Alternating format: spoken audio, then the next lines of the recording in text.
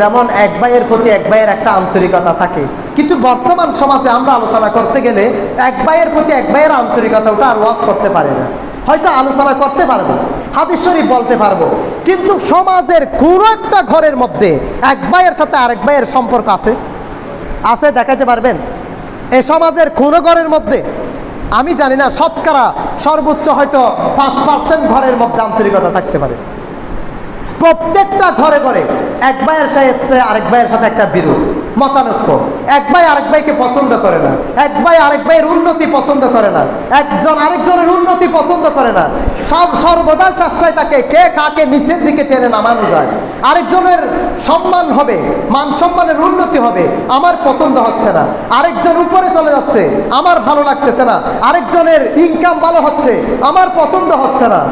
এটাই হচ্ছে বর্তমান বাস্তব সমাজের একটা নমুনা। তো এই সমস্ত কাজে যখন আমরা লিপ্ত হয়ে গিয়েছি, আল্লাহ সুবহানাহু ওয়া তাআলা বিভিন্ন ধরনের গজব দিয়ে আমাদের প্রত্যেকের মানসিক টেনশন, শারীরিক সমস্যা, মানসিক সমস্যা, সামাজিক সমস্যা, পারিবারিক সমস্যা, ছেলে মেয়েদের সমস্যা, যত ধরনের গজব আল্লাহ পাক আমাদের ভিতরে একটা একটা করে ঢুকিয়ে দিচ্ছে, কিন্তু আমরা বুঝতে পারতেছি না। না হলে দেখেন না, প্রত্যেকটা ঘরে ঘরের মধ্যে অশান্তি বিরাজ করতেছে।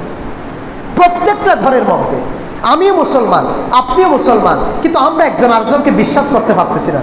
একজন আরেকজনকে বিশ্বাস করি না তো, শুধু মৌখিকভাবে বলি আমি আপনাকে খুব ভালোবাসি, বিশ্বাস করি, বাস্তবিক পক্ষে বিশ্বাস করি না। আমি আরেকজনকে দেখতে পারি না তো, একজন আরেকজনকে পছন্দ করি না তো, শুধুমাত্র বলি আমি আপনাকে পছন্দ করি। আসলে না, বিশ্বাস উঠে গেছে, আপনার আমানতদারিতা উঠে গেছে। আপনি কাউকে টাকা হলাদ দিবেন, নেওয়ার সময় দেখবেন আপনার সাথে আপনার ফায়দা টাকা নিয়ে যাবে, নেওয়ার পরে আপনি হয়ে যাবেন চোর, সে হয়ে যাবে জমিদার। মানে যে টাকা নিছে সে জমিদার, আপনি চোর হয়ে গেলেন। আর আপনি যখন তার কাছে যাবেন টাকার জন্য, সে আরো আপনাকে উল্টা ঝাড়ি দিবে, বেটা আমাকে কেন করো, আমি দিয়ে দিব তো টাকা।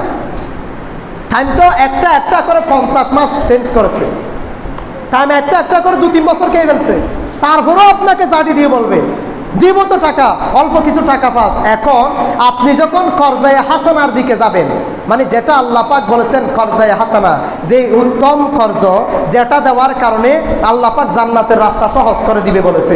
এখন আপনি বর্তমান সমাজে কাকে কর্জায়ে হাসানা দিবেন? ওই মানুষগুলো আপনি পাবেন।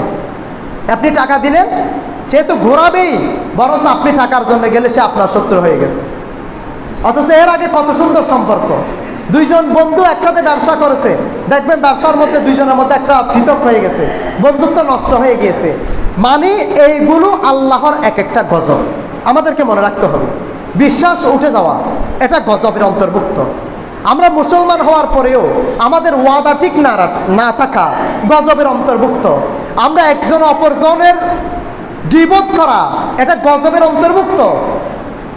পরিবারের মধ্যে, সমাজের মধ্যে, রাষ্ট্রের মধ্যে আমাদের একটা কোলাহলপূর্ণ পরিবেশ তৈরি হওয়া, এগুলো সবগুলো গজবের অন্তর্ভুক্ত। কিন্তু আমরা মনে করতেছি খুব ভালো আছি, সাদা পাঞ্জাবি নিয়ে আসি, সাদা শার্ট নিয়ে আসি, চেহারা তো অনেক সুন্দর, আমি তো খুব ভালো আছি। বাস্তবিক পক্ষে প্রত্যেকজন মানুষ নিজের নিজের জায়গা থেকে চিন্তা করে দেখেন তো, প্রত্যেকটা মানুষ, বেশি সংখ্যক মানুষ টেনশনের মধ্যে আছে, বেশি সংখ্যক মানুষ বেজালের মধ্যে আছে, বেশি সংখ্যক মানুষ অনীহার মধ্যে আছে, শান্তি কোথাও যেন পাওয়া যাচ্ছে না। এগুলোর মূল কারণটা হচ্ছে আমরা আল্লাহকে ভয় করি না। আল্লাহ বলেছেন আমাকে ভয় করো, ওয়া আম্মা মান খাফা মাকামা রাব্বিহি ওয়া নাহান নাফসা আনিল হাওয়া। আল্লাহ পাক বললেন আমাকে ভয় করো, আর আমাকে যখন ভয় করবে তোমার খেয়াল খুশি তোমার মতো হবে না, আমি আল্লাহর মতো হবে। আমি আল্লাহ বলেছি গীবত করবে না, করা যাবে না। আমি আল্লাহ বলেছি নামাজ